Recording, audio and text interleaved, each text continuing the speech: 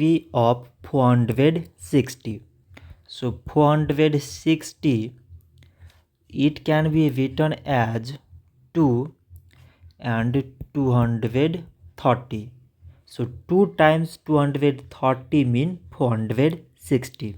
230, it can be written as 2 and 115.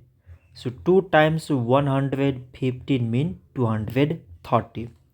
115, it can be written as 5 and 23. 5 times 23 mean 115. So now we select the prime numbers among these numbers.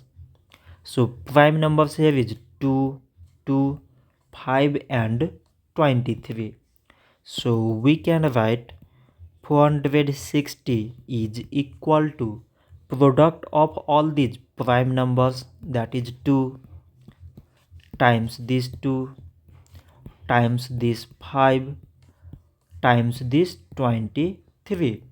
So this much for today, and thanks for watching.